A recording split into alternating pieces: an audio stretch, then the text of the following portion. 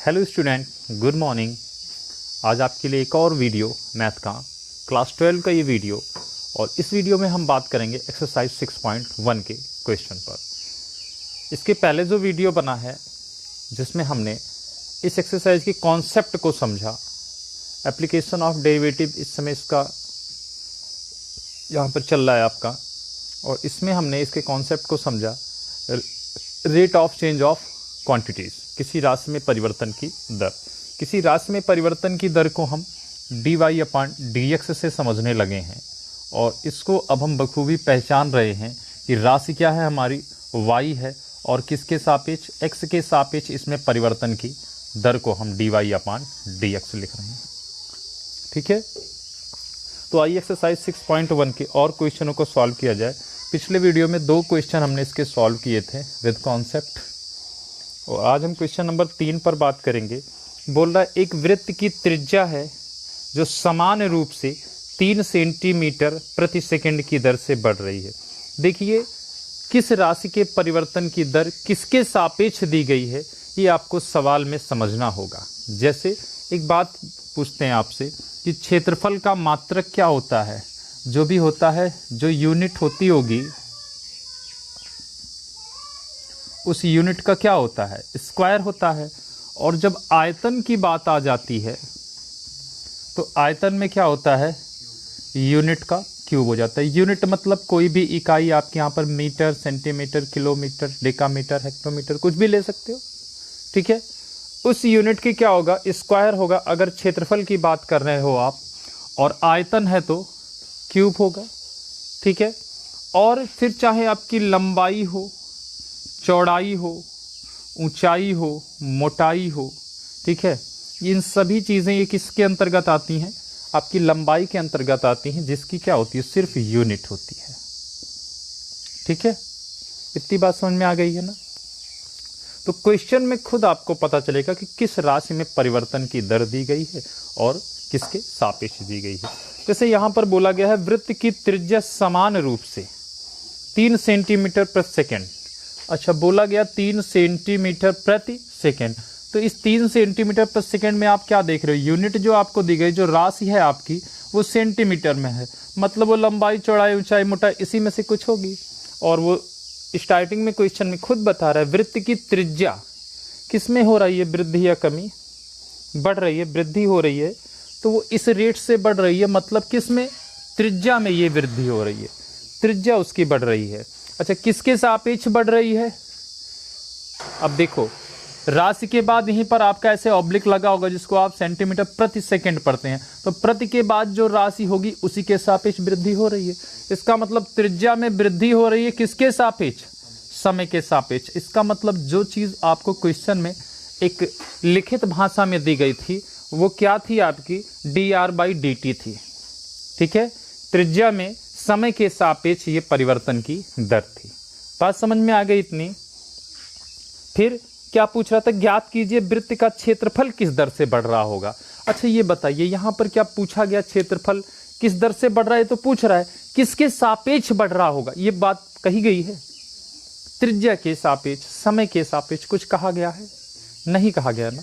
उसने केवल एक बात बताई आपको कि जो त्रिज्या है वो किसके सापेक्ष बढ़ रही है, समय के सापेक्ष। फिर आपसे जनरली पूछा गया कि बताओ वृत्त का क्षेत्रफल किसके सापेक्ष बढ़ रहा होगा, उसकी परिवर्तन की दर क्या है। तो परिवर्तन की दर भाई बिना किसी के सापेक्ष नहीं होती है, किसी न किसी के सापेक्ष होगी ना। वो चाहे त्रिज्या के सापेक्ष भी वृत्त का क्षेत्रफल बढ़ सकता है और समय के सापेक्ष भी। तो यहाँ पर हम किस बात पर कंसंट्रेट करेंगे, जब त्रिज्या के बारे में स्पेशली बोला जाए तब, या पहली लाइन जो हमारा गिवन पॉइंट है वहां पर चीजें किसके सापेक्ष बढ़ रही हैं, ठीक है, उससे हम अनुमान लगाते हैं। हमारी गिवन पॉइंट का जो त्रिज्या थी, त्रिज्या समय के सापेक्ष बढ़ रही थी, तो क्षेत्रफल जो आप पूछ रहे हो, क्षेत्रफल के परिवर्तन की दर, इसका मतलब उसको भी आप समय के सापेक्ष पूछ रहे हो। ठीक है, क्वेश्चन को लगाना आसान है, समझना है, अगर आप बढ़िया से समझ जाओगे तो लगाना बहुत ईजी है। इसका मतलब गिवन पॉइंट है आपका dr/dt, ठीक है, ये गिवन पॉइंट है, और जो आपको फाइंड करना है वो एरिया है, यानी क्षेत्रफल किसके सापेक्ष, t के सापेक्ष। ये आपको क्या करना है, फाइंड करना है। क्वेश्चन का गिवन पॉइंट और फाइंड वाला पॉइंट दोनों समझ में आ गया ना? ठीक है, आइए अब क्वेश्चन को सॉल्व करते हैं।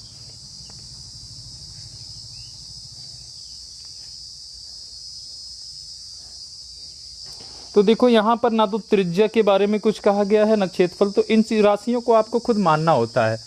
माना वृत्त की त्रिज्या r तथा क्षेत्रफल a है ना? तो क्या गिवन पॉइंट था आपको? त्रिज्या में समय के सापेक्ष परिवर्तन दर थी, तो वो क्या थी आपकी? 3 सेंटीमीटर प्रति सेकेंड, यही है ना?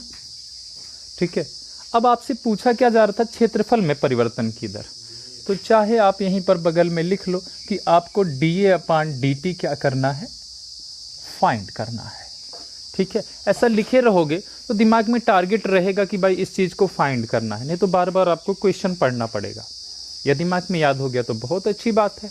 ठीक है, तो चलिए अब क्या किया जाए, सवाल शुरू कहाँ से किया जाए? तो जो देखो हमें क्या करना है, dA/dt क्षेत्रफल का समय के सापेक्ष परिवर्तन दर, और पिछला कॉन्सेप्ट के अकॉर्डिंग क्या था? ये a फंक्शन का t के सापेक्ष डेरिवेटिव चाहिए, अवकलन करना है। जब अवकलन करना है तो कोई व्यंजक होना चाहिए ना, उसी व्यंजक का अवकलन करेंगे। तो व्यंजक क्या प्राप्त होगा? क्षेत्रफल, वृत्त का क्षेत्रफल a बराबर क्या होता है? वृत्त का क्षेत्रफल a इज इक्वल टू क्या होता है आपका? पाई r स्क्वायर, है ना? यही तो व्यंजक है हमारा, ये व्यंजक हो गया हमारा। अब इसी फंक्शन का हम t के सापेक्ष क्या कर दें? अवकलन कर दें। ठीक है, तो जब t के सापेक्ष इसका अवकलन करोगे dA/dt, ठीक है, एक लाइन लिख लेना यहाँ पर भाई। ठीक है, हाथ में दर्द है, थोड़ा लिख नहीं पा रहे हैं, फिर भी जो चीज़ें हैं उसको हम लिख दे रहे हैं। तो t के सापेक्ष दोनों पक्षों का अवकलन करने पर तो dA/dt हो जाएगा। पाई कांस्टेंट वैल्यू एक किनारे हो जाएगी, r स्क्वायर का क्या हो जाएगा भाई? चूंकि कर रहे हैं t के सापेक्ष तो r को तो मान के करना पड़ेगा। तो मान लेते हैं भाई तुम r ना t हो तो t स्क्वायर का 2t मतलब 2r लिख लेते हैं। r का पुनः अवकलन तो dr/dt। बात समझ में आ गई? एक इक्वेशन बन गया। फाइंड ये करना है तो इधर वाली सारी चीज़ों की वैल्यू हमें पता होनी चाहिए। क्या पता होना चाहिए? r के रूप में तो हमारा फंक्शन बनेगा ही, dr/dt पता होना चाहिए, वो दिया गया है क्वेश्चन में। तो dA/dt इज इक्वल टू कितना हो जाएगा हमारा? ये 2πr सेट करके लिख देंगे ना इसको, 2πr। फिर dr/dt की वैल्यू कितनी थी? 3, तो कितना हो जाएगा? ये 3 2 जा 6πr। ठीक है, यूनिट क्या बनेगी? यूनिट देखो इससे बनाया करो, क्षेत्रफल और क्या है? समय है। तो क्षेत्रफल का मात्रक ऊपर किस चीज़ में दिया गया था? यूनिट सेंटीमीटर में, तो हम भी यहाँ पर सेंटीमीटर यूज़ करेंगे। सेंटीमीटर स्क्वायर है ना, प्रति सेकेंड। आगे बात समझ में? इतना क्वेश्चन हो गया हमारा। अब यहाँ पर क्वेश्चन में आपको दिया जाएगा कि जब त्रिज्या की कोई एक फिक्स वैल्यू देंगे। हाँ, दिया गया है क्वेश्चन में, जब त्रिज्या कितनी हो? 10 सेंटीमीटर। तो यहाँ पे लिख सकते हो यदि r इज इक्वल टू कितना? 10 सेंटीमीटर, तो dA/dt क्या हो जाएगा आपका? इसको ऐसे भी लिख सकते थे ब्रैकेट में करके, r इज इक्वल टू कितने पर? 10 पर इसकी वैल्यू निकालने जा रहे हो तो 6 है ना, 6π, r की जगह पे कितना? तो कितना हो जाएगा ये? 60π सेंटीमीटर स्क्वायर प्रति सेकेंड। ये हो गया हमारा आंसर। क्वेश्चन समझ में आया? ठीक है, तो क्वेश्चन को नोट कीजिए, बढ़ते हैं अगले क्वेश्चन की तरफ। आइए देखते हैं क्वेश्चन नंबर 5। क्वेश्चन नंबर 4 देखो काफ़ी इजी है। परिवर्तनशील घन की कोर दी गई है और वो 3 सेंटीमीटर पर सेकेंड की दर से बढ़ रही है। घन का आयतन किस दर से बढ़ रहा होगा जबकि कोर 10 सेंटीमीटर? बहुत ही सिंपल क्वेश्चन है। क्वेश्चन नंबर 5 देखते हैं। कह रहे हैं कि स्थिर झील है और इस झील में एक पत्थर डाला जाता है और आगे तरंगे वृत्तों के रूप में 5 सेंटीमीटर पर सेकेंड की दर से क्या करती हैं? गति से चलती हैं। तो देखो ये तो बहुत ही सिंपल सा एग्जाम्पल है कि अगर किसी पानी में आप कोई पत्थर डालो तो जहाँ पर पत्थर डालते वो केंद्र बन जाता है और उसके चारों ओर आपकी क्या होती हैं? वृत्ताकार तरंगे ऐसे बढ़ने लगती हैं आगे। ठीक है, ये तरंगे आगे बढ़ रही हैं, इनके बढ़ने की दर दी गई है, तो बताओ ये किस चीज़ की दर है। तरंगे वृत्तों में 5 सेंटीमीटर पर सेकंड की गति से चलती हैं, ठीक है। अब तरंग है वो गोल गोल घूम रही है, वृत्त के रूप में घूम रही है ना, तो वो जो बढ़ रही है वो देखो इस तरह से किसी भी एक निश्चित डायरेक्शन में आप उसकी रेडियस सेट करोगे, ठीक है। वृत्त की तरंगे जो वृत्ताकार रूप में बढ़ रही हैं, उस वृत्ताकार रूप में इसकी जो रेडियस है इसको आप फिक्स करोगे।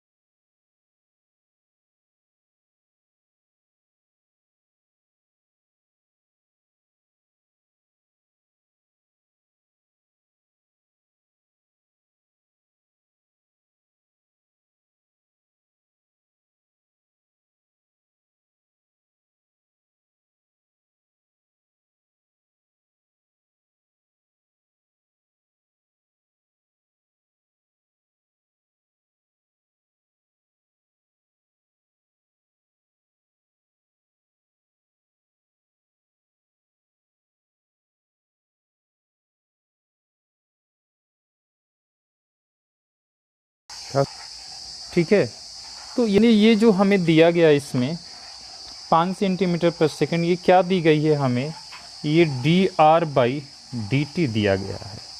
बात समझ में आई। तरंगे किस रूप में चल रही हैं, तरंग जो है आपकी वो वृत्तों के रूप में आगे बढ़ रही हैं। तो देखो आगे बढ़ने का जो सिलसिला है किसी भी डायरेक्शन में हम इसको ले सकते हैं, ठीक है। तो देखो इसकी रेडियस ही तो बढ़ रही है ना, चाहे जिस डायरेक्शन में ले लो आप। बात समझ गए। यानी ये क्या दिया गया हमें, dr/dt दिया गया है। फिर पूछा जा रहा है जब वृत्ताकार तरंगों की त्रिज्या 8 सेंटीमीटर हो। ये तो देखो लास्ट कंडीशन में होता है कि किसी निश्चित मान के लिए आप परिवर्तन की दर क्या होगी, ठीक है। तो उस क्षण तरंग द्वारा घिरा हुआ क्षेत्र किस दर से बढ़ रहा होगा। तरंग द्वारा घिरा हुआ क्षेत्र, मान लेते हैं ये पॉइंट था हमारा जहाँ पर पत्थर फेंका गया, और इस कंडीशन पर एक निश्चित समय पर पहले इसके परिवर्तन की दर ज्ञात करेंगे, और फिर कह रहे हैं जब त्रिज्या कितनी हो, 8 सेंटीमीटर हो। जब त्रिज्या 8 सेंटीमीटर पर इन्होंने फिक्स कर दी, तब बताओ इतना एरिया कितना है इसका, इससे घिरा हुआ क्षेत्र कितना है, मतलब इसका क्या पूछ रहा है, एरिया पूछ रहा है, ठीक है। तो भाई पहले मान लेते हैं वृत्ताकार तरंग की त्रिज्या और क्या, क्षेत्रफल, ठीक है। माना वृत्ताकार तरंग की त्रिज्या r तथा क्या, क्षेत्रफल a है, ठीक है। तो दिया क्या गया है, dr/dt कितना, 5 सेंटीमीटर प्रति सेकेंड। ठीक है, देखो इससे भी आपकी चीज़ें क्लियर हैं। इस सेंटीमीटर में यूनिट दी गई है, तो एरिया की बात नहीं की गई है। कन्फर्म में कोई ऐसी राशि है जिसमें केवल एक विमा है। ठीक है, वो रेडियस ही हो सकती है और क्या। ठीक है, डायमीटर पर बात करोगे, डायमीटर तो पूरा होगा, तब तो वो दोनों तरफ फैलेगा। ठीक है, किसी एक डायरेक्शन में इसके बढ़ने वाली चीज़ को हम नोट करेंगे यहाँ पर। आगे बात समझ में। फिर आप क्षेत्रफल के बारे में पूछ रहे थे, तो क्षेत्रफल वृत्त है, वृत्त का क्षेत्रफल क्या होगा, πr²। तो a इज इक्वल टू कितना, πr²। ठीक है, इसका t के सापेक्ष क्या कर लो, अवकलन कर लो, तो ये कितना हो जाएगा आपका 2πr इंटू dr/dt। देखो पहले जैसा क्वेश्चन बन गया, एकदम सेम टू सेम। ठीक है, dr/dt की वैल्यू रखो। ठीक है, d/dt का एक मान मिलेगा आपको, परिवर्तन की दर मिलेगी। फिर उसमें r बराबर कितने पर, कितना दे रहा है भाई, 8 सेंटीमीटर पर, r बराबर 8 सेंटीमीटर पर उसके परिवर्तन की दर बता दो, हो जाएगा ना। सिंपल है क्वेश्चन ना। तो आगे का काम आपका हम यहाँ तक सॉल्व कर दिए हैं। ठीक है, इतना नोट करके आगे लगा लीजिएगा।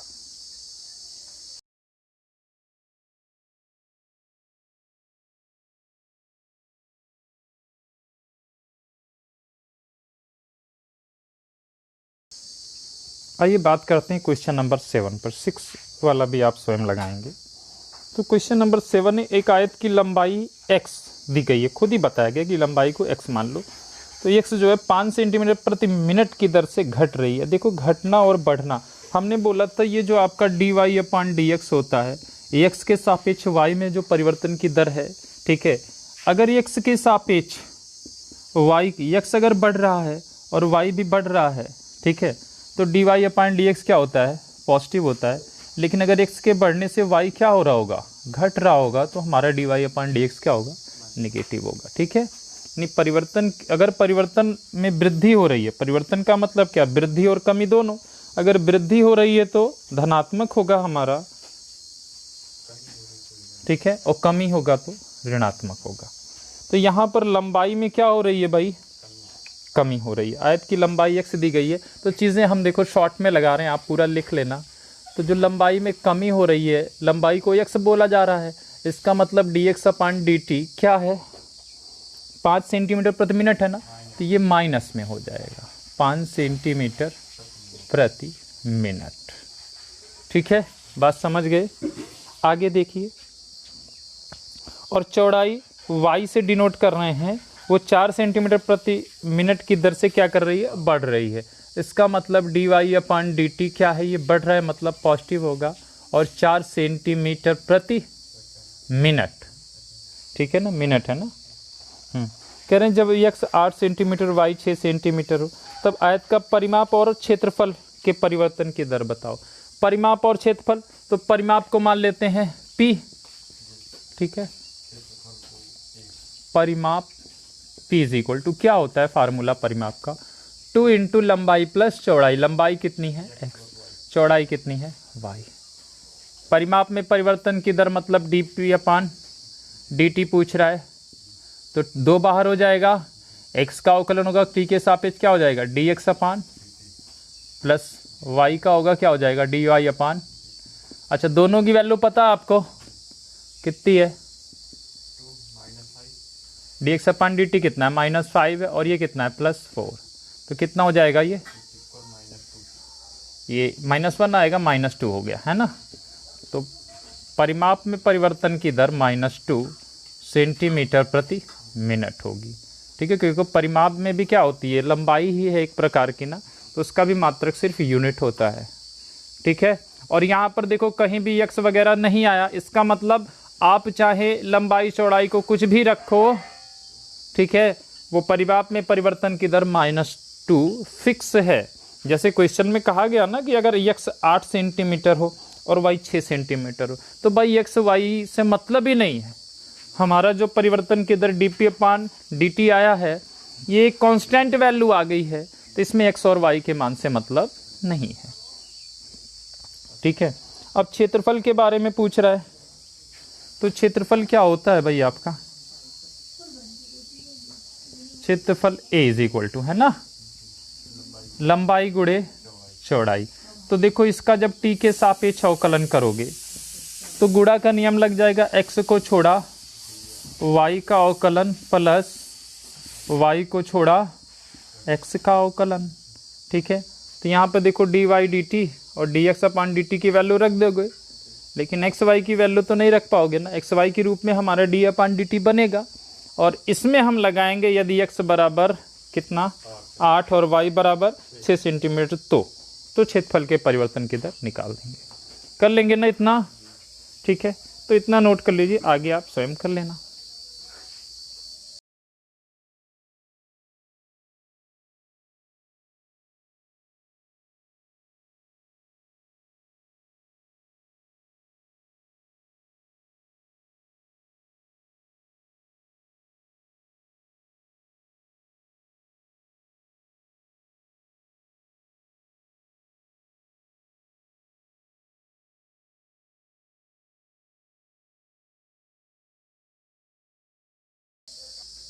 आइए क्वेश्चन नंबर 8 देखते हैं क्या है।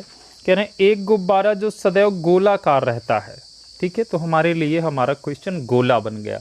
गोले का आयतन 4/3 पाई आर क्यूब। पृष्ठ क्षेत्रफल गोले का नहीं वाह 4 पाई आर स्क्वायर होता है। तुम 4/3 बता रहे हो बेटा। तो देखो एक गुब्बारा सदैव गोलाकार रहता है, एक पंप द्वारा इसमें 900 सेंटीमीटर क्यूब प्रति सेकेंड गैस भरकर फुलाया जाता है। अब बताओ गुब्बारे के अंदर जो हम गैस भर रहे हैं और गैस में कोई फुलाया जाता है, इसका मतलब पचक तो नहीं रहा है ना, फूल रहा है, मतलब वृद्धि हो रही है। ठीक है, तो ये है क्या चीज़, कोई गुब्बारा है हमारा, इस गुब्बारे के अंदर आप जो हवा भर रहे हो और इससे जब ये फूल रहा है तो इसका मतलब इसके अंदर जो हवा जा रही है, किसी बर्तन के अंदर कोई वस्तु जिस मात्रा में समा सकती हो वही तो उसका आयतन होता है। यानी ये गोलाकार गुब्बारे के आयतन के परिवर्तन की दर है। समझ में आया? तो भाई 900 सेंटीमीटर क्यूब प्रति सेकेंड, और इसका प्रमाण देखो, इसकी भाषा बोल रही है 900 सेंटीमीटर क्यूब दिया गया है ना। तो क्यूब में क्या होता है, क्यूब यूनिट का क्यूब क्या होता है, आयतन होता है ना। इसका मतलब गोलाकार गुब्बारे के आयतन के परिवर्तन की दर क्या लिखेंगे आप? क्वेश्चन नंबर क्या 8 है? 7 है कि 8 है? 8 है। तो गोलाकार गुब्बारे के आयतन की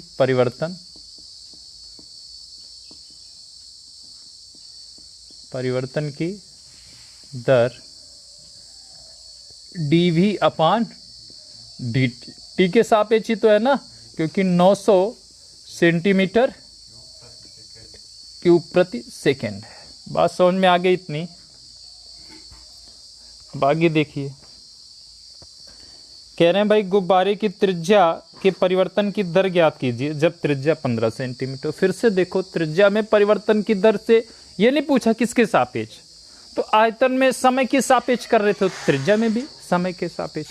तो त्रिज्या में परिवर्तन की दर आप पूछ रहे हो। ठीक है, जहां पे आयतन लिखा है यहीं पर ब्रैकेट में आप v लिख लेना, ताकि यहीं पर माना हो गया है ना। गुब्बारे की त्रिज्या r, माना गुब्बारे की क्या त्रिज्या, मान लीजिए कितना r। तो आयतन का सूत्र क्या होगा, 4/3 पाई आर क्यूब। देखो पूछा क्या जा रहा है, dr अपान dt पूछा जा रहा है ना, मतलब त्रिज्या का t के सापेक्ष अवकलन कर रहे हैं हम। अच्छा जरूरी नहीं कि, अच्छा बताओ त्रिज्या के रूप में कोई फार्मूला बनेगा जिसका हम अवकलन कर देंगे dr अपान dt मिल जाएगा? नहीं बनने वाला त्रिज्या के रूप में कोई फार्मूला, व्यास के रूप में बनेगा, व्यास है ही नहीं हमारे पास। तो आयतन का दे रखा है, इसका जब t के सापेक्ष अवकलन करोगे तो जहां dv अपान dt आएगा तो dv अपान dt की वैल्यू दी गई है, उसकी वैल्यू रख देंगे यहां पर, और इसका आकलन करते समय r को t मान के करना होगा, मतलब dr/dt यहाँ आएगा और उस dr/dt को पक्षांतर करके एक पक्ष में अकेला छोड़ देंगे तो हमें dr/dt की वैल्यू मिल जाएगी। हो गया क्वेश्चन सॉल्व आपका, ठीक है। चलिए तो इसका हम t के सापेक्ष अवकलन कर देते हैं। dv अपान कितना dt इज इक्वल टू 4/3 पाई, ये क्या है कांस्टेंट वैल्यू है, आगे आ जाएगी, और 3r² का क्या हो जाएगा 3r² हो जाएगा इंटू कितना dr/dt। तो 3 से 3 कैंसिल हो गया, क्या आ गया आपका ये 4 πr² इंटू dr/ कितना, अच्छा यूनिट क्या लिखें इसकी, यूनिट तो वही होगी ना अभी, सेंटीमीटर क्यूब प्रति सेकेंड। देखो चूंकि इसको इक्वेशन लेकर के पक्षांतर करना है तो इसमें यूनिट वगैरह मत लिखिए। dv/dt की वैल्यू 900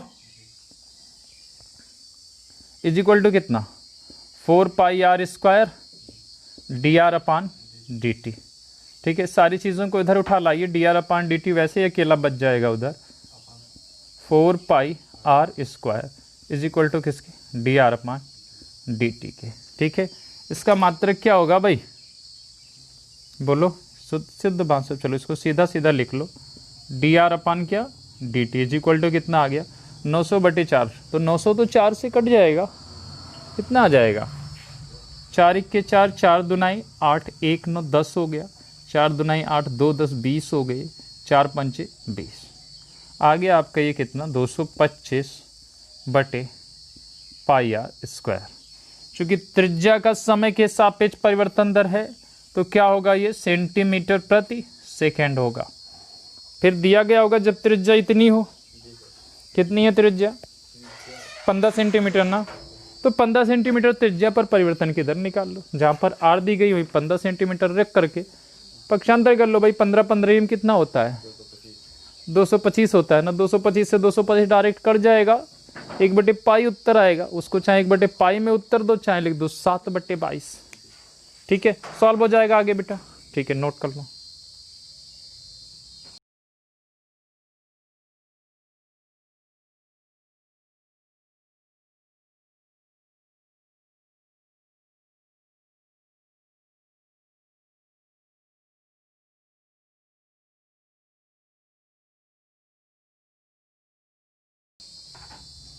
क्वेश्चन नंबर 9 देखो, गोलाकार एक गुब्बारा है जो सदैव गोलाकार रहता है कि त्रिज्या परिवर्तनशील है, त्रिज्या के सापेक्ष आयतन के परिवर्तन की दर ज्ञात कीजिए जब r बराबर इतना हो। तो बहुत ही सिंपल क्वेश्चन हो गया, सीधे गोलाकार गुब्बारे का आयतन भी बराबर कितना 4/3 πr, त्रिज्या के सापेक्ष ही पूछ रहा है तो त्रिज्या के सापेक्ष अवकलन कर दो, dv अपान कितना dr, 4/3 पाई यहाँ हो जाएगा और ये हो जाएगा आपका 3r²। अब यहाँ पे dr/dt नहीं आने वाला है, क्यों, क्योंकि इसका r के सापेक्ष ही कर रहे हैं, r को इस बार मानना नहीं पड़ा है, तो 3 से 3 कैंसिल, क्या आ गया आपका 4 πr², ये परिवर्तन की दर आ गई और इसको 10 सेंटीमीटर के सापेक्ष निकाल लो, ठीक है। जब r बराबर कितना हो 10, 2 10 में 100, 400 पाई हो जाएगा आपका। यूनिट क्या बन जाएगी आपकी, क्या यूनिट दी गई थी पहले से, कोई यूनिट नहीं दी, हाँ त्रिज्या 10 सेंटीमीटर में दी गई है तो सेंटीमीटर स्क्वायर प्रति,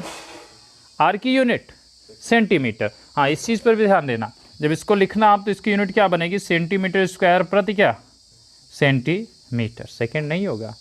अच्छा यहाँ पे सेंटीमीटर सेंटीमीटर काट मत देना, ये खाली सेंटीमीटर लिख दो, ठीक है, उसको ऐसे ही लिखा जाता है, ठीक है, ताकि पता चले कि ये परिवर्तन की दर है किसके सापेक्ष, ठीक है, कैंसिल नहीं किया जाता है, सेंटीमीटर स्क्वायर अपान सेंटीमीटर। आइए क्वेश्चन नंबर 10 देखते हैं।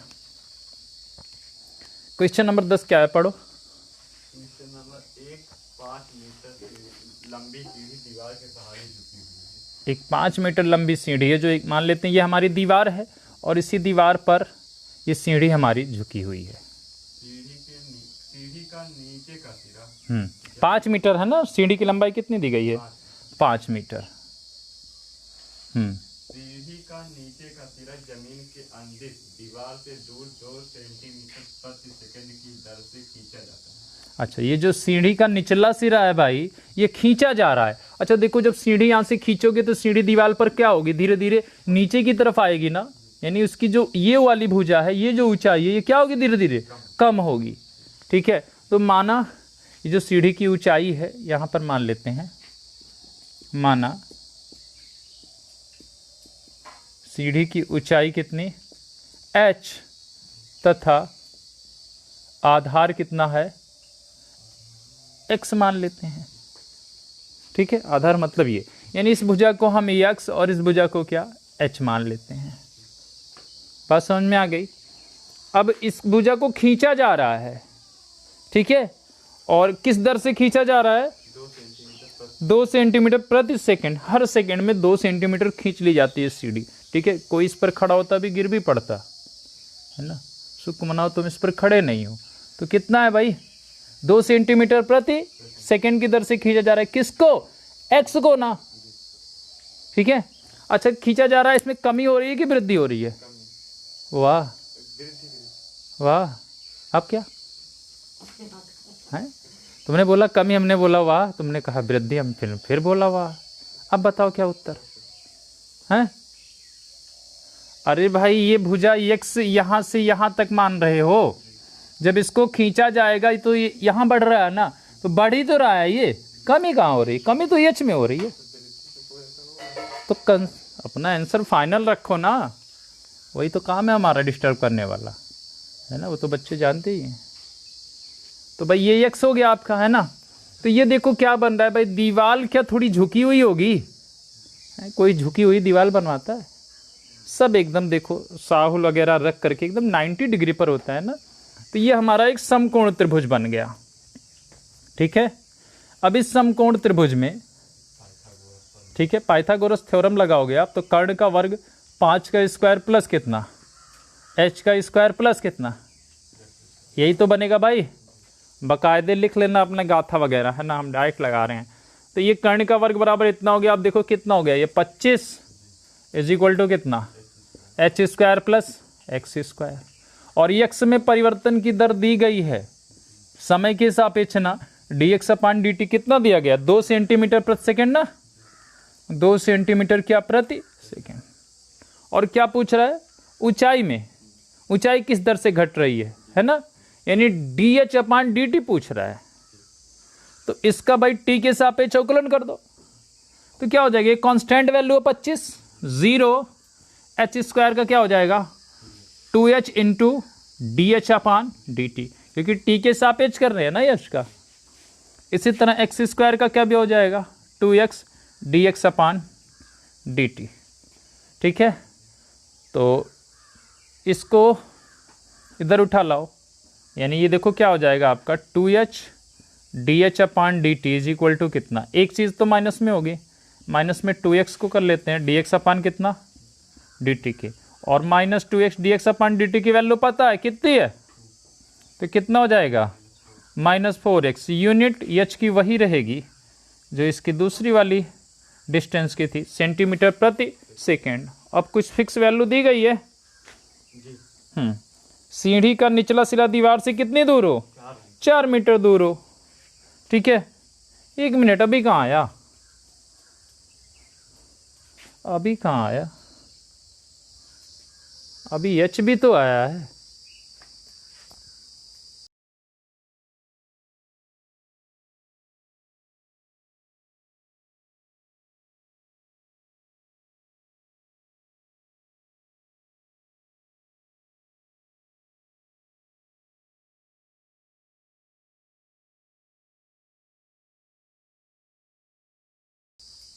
तो देखो 2h को भी उधर पक्षांतर करो, इधर क्या चल रहा है 2h dh अपान dt। अब देखो 2h को हम उधर भेज रहे हैं, है ना, तो ये हमारा dh अपान dt जो फाइंड करना था क्या आ गया हमारा, ये -2x मल्टीप्लाई 2 अपान कितना 2h, 2 से 2 कैंसिल, कितना हो गया ये -2x अपान h, क्या सेंटीमीटर प्रति सेकेंड। ठीक है, बोल रहा है कि जब क्या हो, x की वैल्यू दी गई है, हाँ, कह रहे हैं जबकि सीढ़ी के नीचे का सिरा दीवार से कितनी दूर है 4 मीटर की दूरी पर, x की वैल्यू दी गई है। अगर x बराबर 4, क्वेश्चन को यहीं पर छोड़कर इक्वेशन 1 बना दो, है ना, फिर लिखो यहाँ पर यदि x बराबर 4। ऐसा क्यों कर रहे हैं हम आपको बता दें कि जैसे अभी हम x बराबर 4 के लिए इसकी वैल्यू निकालें तो आप बोलोगे 4 तो यहाँ पे रख दोगे, ठीक है, और फिर h की वैल्यू क्या रखोगे? h की वैल्यू पता है? नहीं पता ना, तो हमारा क्वेश्चन तो वहाँ पर फंस जाएगा ना, h के रूप में आ जाएगा आंसर ना। तो h की वैल्यू भी हमें क्लियर करनी होगी। अच्छा देखो, जब हमें यहाँ पर हाइपोटेनस जो कर्ण है हमारा वो 5 दिया गया है और x को जब हम 4 मान लेंगे तो ये कितना निकलेगा? 3 4 5 का कॉम्बिनेशन में ट्रिपलेट बनता है ना 4, तो 5 में 25 माइनस 4 से 16, 9 बचेगा वर्गमूल 3। इस h की वैल्यू कितनी हो जाएगी? फिर यदि x बराबर 4 तो h इज इक्वल टू कितना हो जाएगा? अंडर रूट 25 माइनस कितना भाई? 16 बराबर डायरेक्ट कितना लिख दें हम? 3 लिख दें। समझ में आ गया ना? तो अब देखो dh/dt की वैल्यू में क्या कर दो आप? -2x बटे कितना? h है ना, h कितना आया है? 3 आया, तो हर जगह उसकी वैल्यू रख दो, ठीक है। x इज इक्वल टू 4 और y इज इक्वल टू कितना? 3। हाँ, h is equal to, sorry, h is equal to कितना? 3 पर, ठीक है। तो -2x की वैल्यू कितनी? 4 और h की वैल्यू कितनी? तो कितना आ गया ये? -8/3 यूनिट सेंटीमीटर प्रति सेकेंड। आंसर बात समझ में आ गई? नोट कर डालो तब।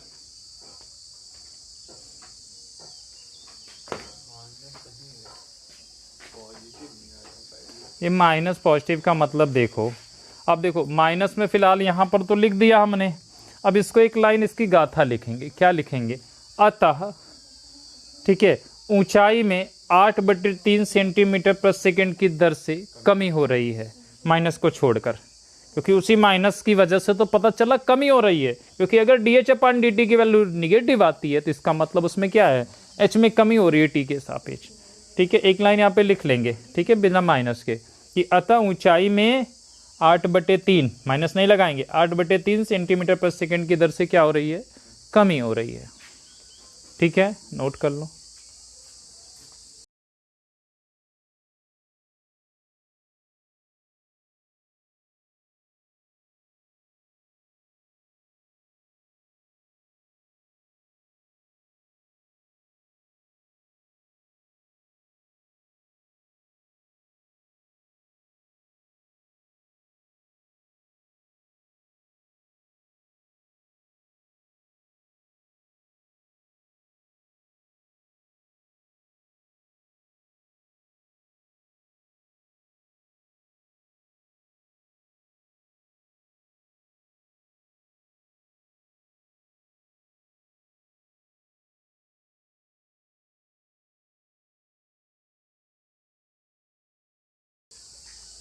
चलिए क्वेश्चन नंबर 11 देखते हैं आपका।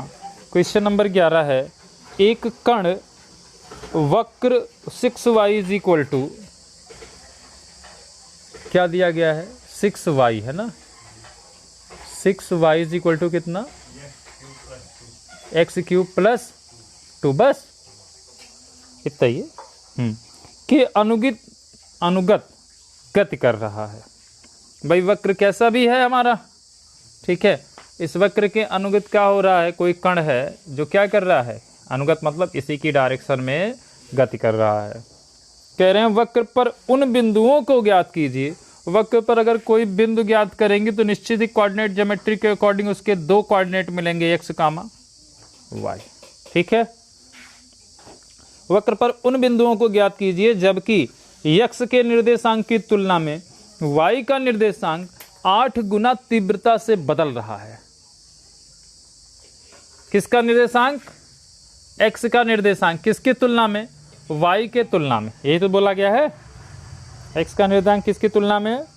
y निर्देशांक की तुलना में 8 गुना तीव्रता से बदल रहा है। कौन 8 गुना तीव्रता से बदल रहा है?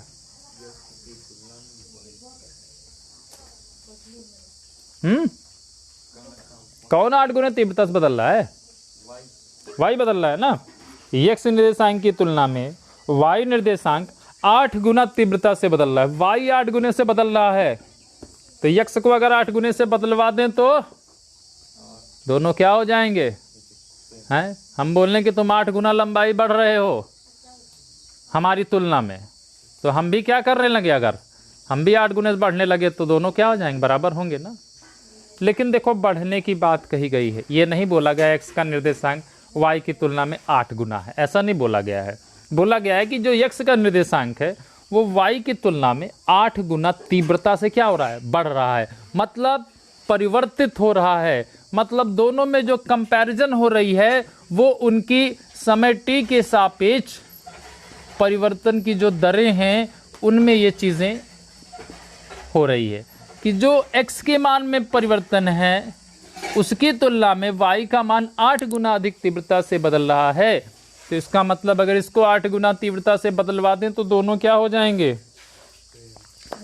बराबर हो जाएंगे ना। समझ में आई बात।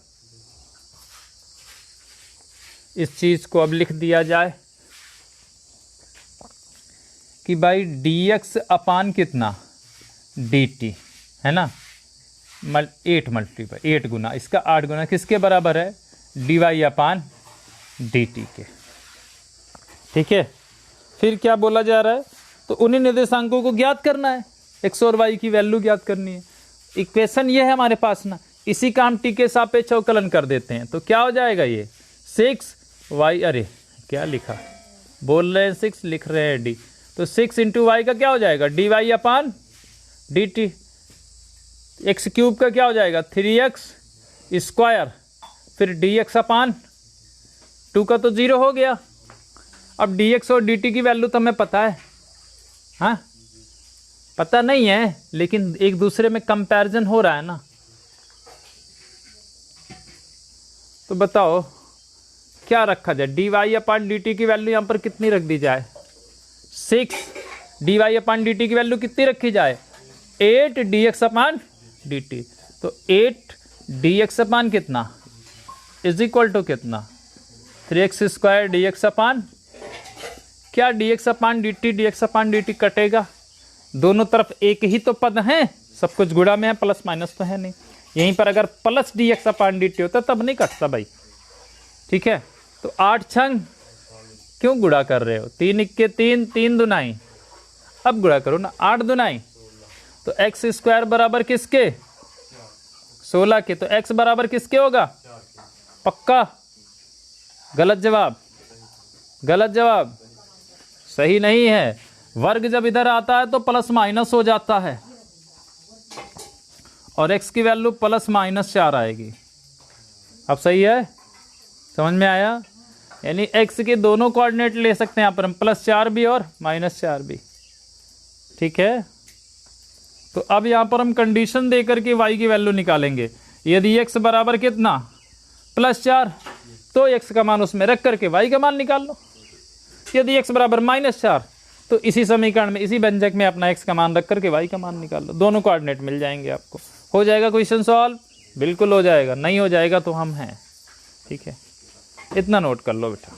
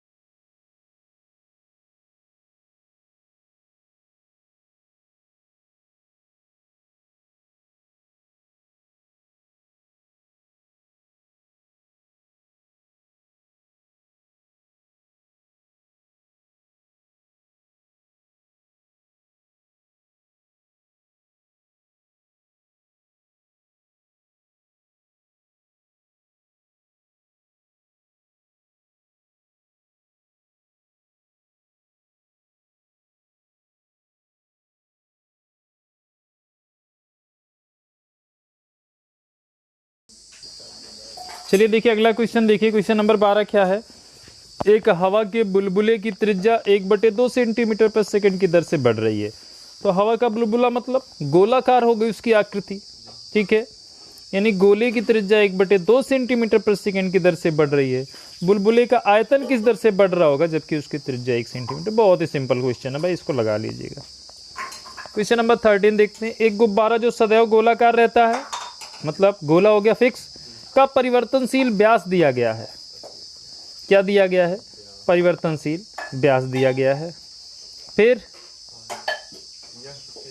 x के सापेक्ष आयतन के परिवर्तन, ये भी सिंपल सा क्वेश्चन है। व्यास दिया गया है, व्यास से त्रिज्या निकाल लो। तो व्यास को d से निरूपित कर दें।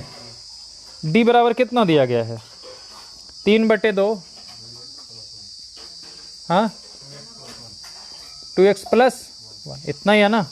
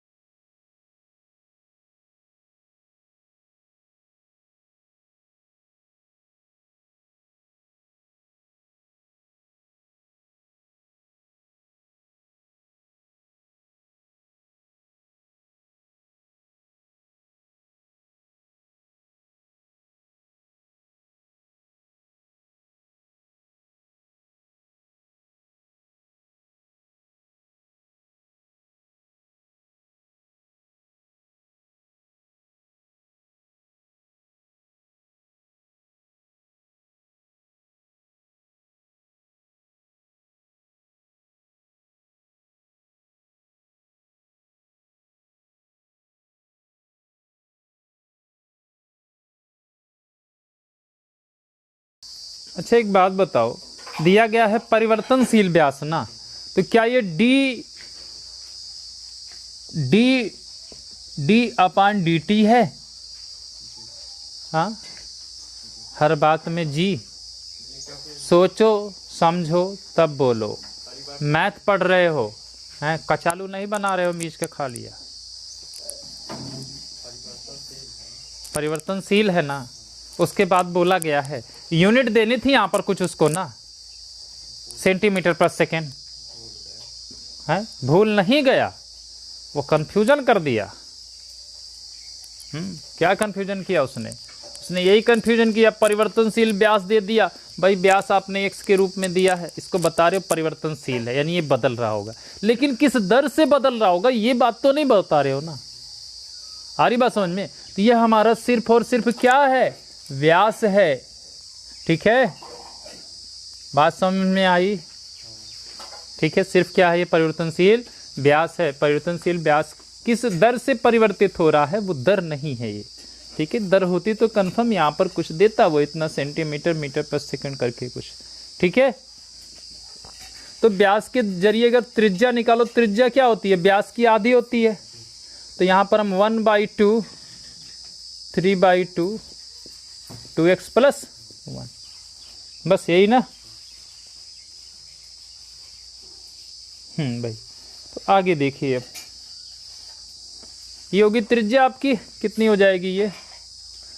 3/4 हो जाएगी ना ये, बोलो भाई, हर का गुणा हो जाएगा ना, 2x + 1 आर आ गई। अब आयतन कितना होता है? 4/3 पाई, त्रिज्या का क्या? क्यूब ना, यहाँ पे त्रिज्या ही लिख लेते हैं, त्रिज्या का क्यूब। अब 4/3 पाई, त्रिज्या कितनी है? 3/4 2x + 1 पूरे का क्या? होल क्यूब, ठीक है। इसका त्रिज्या के सापेक्ष ही पूछ रहा है ना, x के सापेक्ष पूछ रहा है, x के सापेक्ष आयतन के परिवर्तन की दर, ठीक है। तो x के सापेक्ष ही कर देंगे हम, इसका x के रूप में हमारा फंक्शन भी बना हुआ है, ठीक है। तो क्या हो जाएगा ये? 4/3 पाई रहने दो, इधर बाहर निकालोगे तो इसका क्या हो जाएगा, 3 त्रिका 9 त्रिक 4 चौक 16, 16 चौके, और ब्रैकेट के अंदर 2x + 1 का क्या हो जाएगा, ये होल क्यूब हो जाएगा। अब देखो इस किससे कट जाएगा, 16 चौके 64 और 9 तिरिक 27, कितना आ गया आपका ये 9 पाई/16 2x + 1 होल क्यूब। भी आ गया ना, x के सापेक्ष इसका अवकलन कर दो तो dv/ कितना dx, और ये 9 पाई/16 ऐसे ही रहेगा। इस पूरे मैटर को मान करके x के सापेक्ष ही कर रहे हैं तब भी, लेकिन इसको मानना होगा ब्रैकेट को ना, x की पावर n लगाना होगा, तो 3 आगे आ जाएगा और 2x + 1 की होल पावर कितनी हो जाएगी। और जब इसका पुनः अवकलन करोगे तो 2 बाहर, x क्या सापेक्ष, x का ये अवकलन 1 और 1 का 0 हो गया, 9 त्रिक 27, तो 27 पाई/16। अब 2 और यहाँ पे देखो क्या 2 भी तो है, तो 27 दूनी कितना हो जाएगा, 54 हो जाएगा, 54 पाई, बस और कुछ तो नहीं बच रहा है संख्या में, इंटू कितना 2x + 1 का होल स्क्वायर। यह आ गया हमारा x के सापेक्ष आयतन के परिवर्तन की दर। चूँकि चीज़ें क्या मीटर सेंटीमीटर में है कुछ, कौन सा क्वेश्चन था, 13वां क्वेश्चन था, तो यूनिट में वगैरह कहीं नहीं दी गई थी, हम भी नहीं लिखते हैं, लेकिन इसको लिख देते हैं, अतः आयतन x के सापेक्ष। हाँ कट जाएगा, अच्छा ये बात बोल रहे हो आप, तो कितना हो जाएगा 2 से 2 × 8 = 16 और 27 दूना 54। चलो dv/ कितना इक्वल टू कितना हो गया, 27 पाई/8 इंटू 2x + 1 का होल स्क्वायर।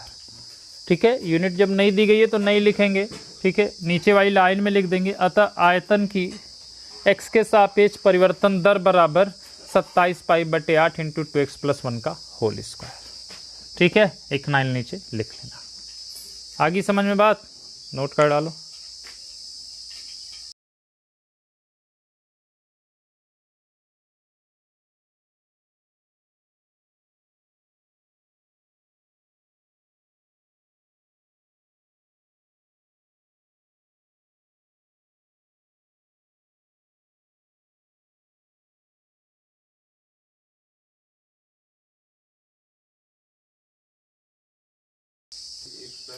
चलिए आइए क्वेश्चन नंबर 14 देखते हैं। एक पाइप से रेत 12 सेंटीमीटर स्क्वायर दे रहा है, क्यूब है। देखो कुछ बुक में स्क्वायर भी होगा तो भाई इसको क्यूब कर लीजिएगा, क्यूब ही है। तो 12 सेंटीमीटर क्यूब पर सेकंड की दर से क्या हो रही है, गिर रही है। गिरती रेत जमीन पर एक ऐसा शंकु बनाती है जिसकी ऊंचाई सदैव आधार की त्रिज्या का 6ठा भाग है। रेत से बने शंकु की ऊंचाई किस दर से बढ़ रही है जब इसकी ऊंचाई 4 सेंटीमीटर है। ठीक है, यही है क्वेश्चन ना। तो देखो कोई पाइप है, उस पाइप से क्या गिर रही है, रेत गिर रही है ना। अब जो गिरी हुई रेत है ये तो अब आप स्वयं चाहे जो आकार देना चाहे दे सकते, इसका लड्डू बना लो, है ना, मुख लगी हो तो, और या फिर इसका और कोई डिजाइन बना लो। तो यहाँ पर क्या डिजाइन है, इसका शंकु है। ठीक है, अब जितनी रेत गिरी वो सारी रेत किस काम में आ गई, शंकु बनाने में। मतलब उस शंकु का पूरा क्या था, आयतन था। ठीक है, तो पाइप द्वारा तो लिखोगे शंकु का माना, है ना, माना शंकु की त्रिज्या r, ऊंचाई h और आयतन v है। ठीक, तो ये भाई किसकी दर थी, परिवर्तन की दर थी, जो शंकु का शंकु का आकार बनाया था 12 सेंटीमीटर क्यूब पर सेकंड। आयतन के परिवर्तन की दर थी ना 12 सेंटीमीटर क्या प्रति सेकंड है ना। हाँ, तो dv/dt है, कितना है 12 सेंटीमीटर क्यूब प्रति सेकंड। ठीक है, बोल रहा है जिसकी ऊंचाई जो है वो आधार की त्रिज्या से, आधार की त्रिज्या का क्या है, 6ठा भाग है। 6ठा मतलब 6 गुना नहीं, 6ठा, 6ठा मतलब 1/6वां भाग है कौन? ऊंचाई। ठीक, भाई खुद ही बोल रहा है प्रश्न में ना, जिसकी ऊंचाई आधार की त्रिज्या का क्या है? छठा भाग है। छठा मतलब 1/6, छठवां भाग। ठीक है,